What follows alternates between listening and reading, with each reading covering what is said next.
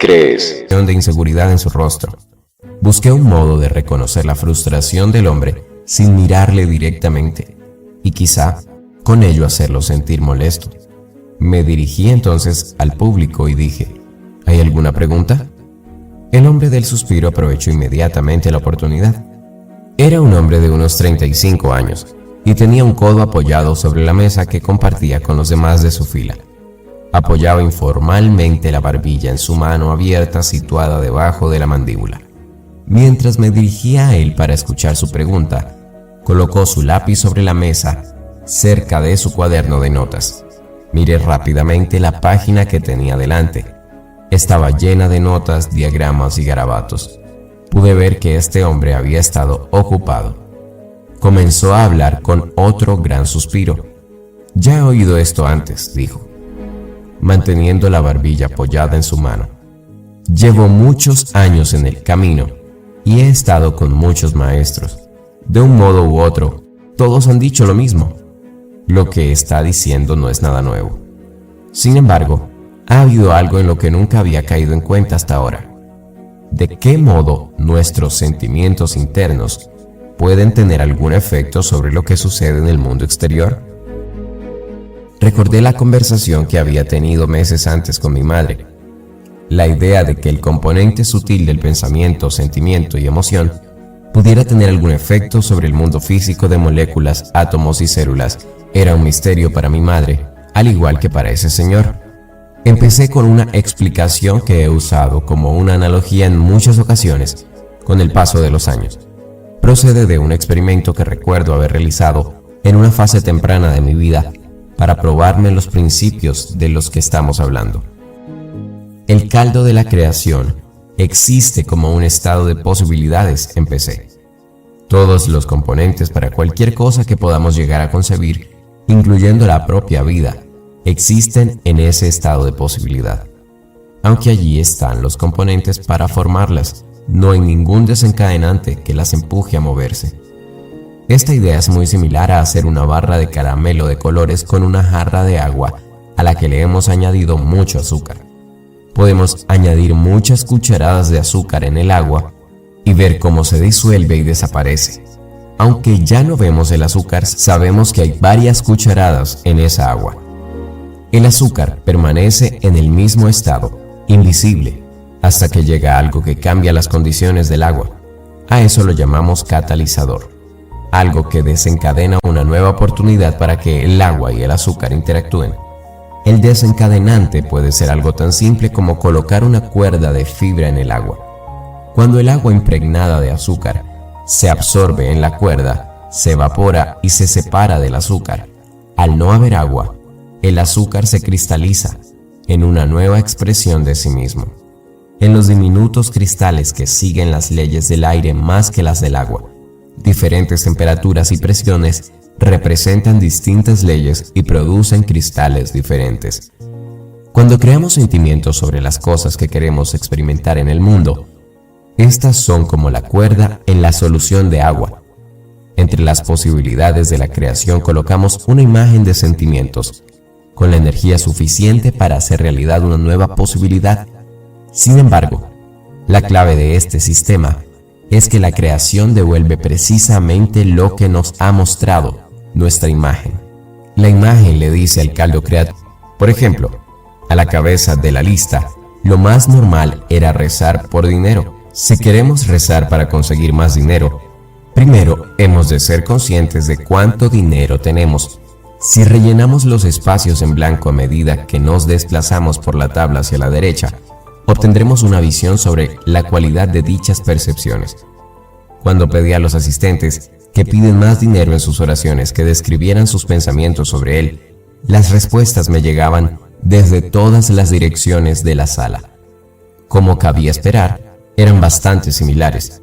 Frases como «no tengo bastante», «necesito más y se me está acabando» eran bastante frecuentes.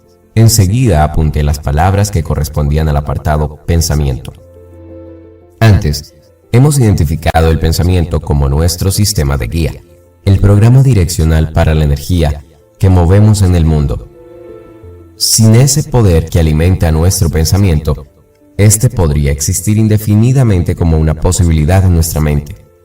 El potencial del pensamiento sin la energía que lo alimenta es lo que conocemos como deseo. Para que nuestro pensamiento tenga fuerza, hemos de infundirle energía.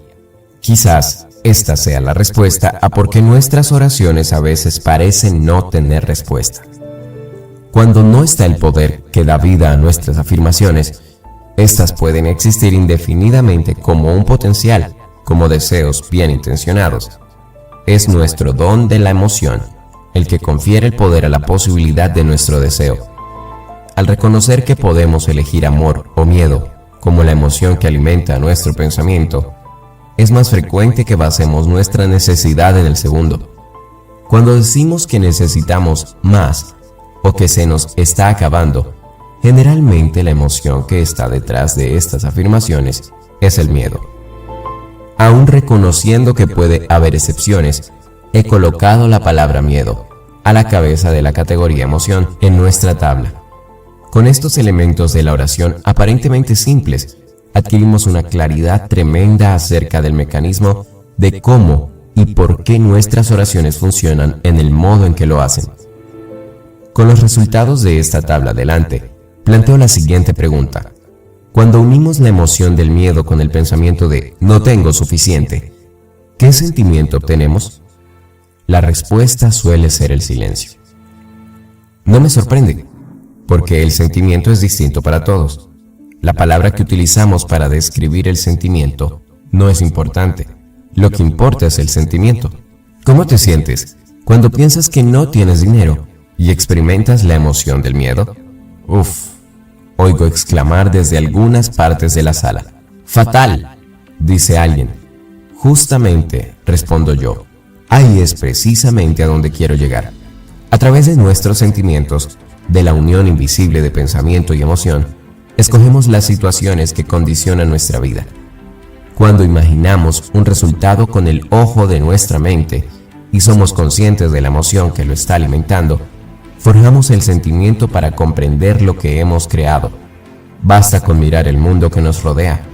¿Cómo vamos a crear dinero, relaciones y salud si los sentimientos que alimentan a nuestra creación son fatal?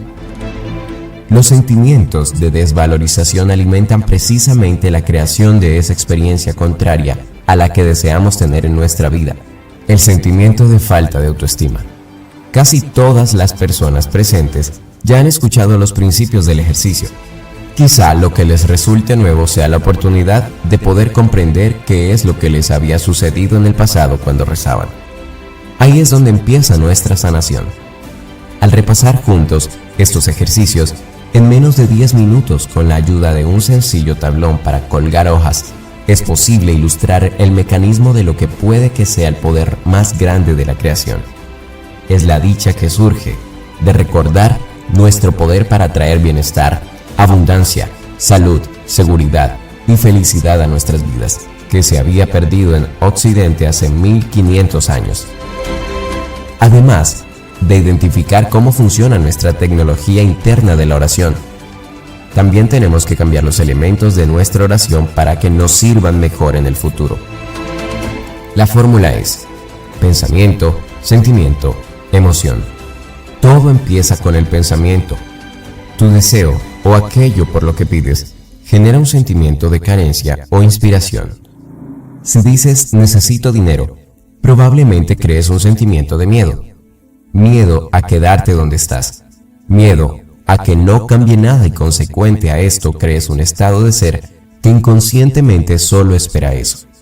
Pero ¿por qué pasa cuando rezas y tu pensamiento es: creo fielmente en el poder de Dios y en su inmenso amor? Sé que pronto tendré el dinero que en ese momento estoy necesitando y más. ¿Qué sentimiento te genera esto? Puedes sentir gratitud, empoderamiento o inspiración, y crearás un estado de ser que vibrará con esa posibilidad que ya existe en el campo cuántico. Siempre que vayas a orar o a pedir por tus deseos, asegúrate de analizar en qué estado de ser estás al finalizar tu oración, en un estado de miedo o de fe. Si te ha gustado esta información, por favor comparte con más personas, ya sea en tu WhatsApp, Facebook o Instagram. Queremos que más personas llenen sus vidas con información útil y de valor. Comenta qué te pareció esta lección y suscríbete si aún no lo haces.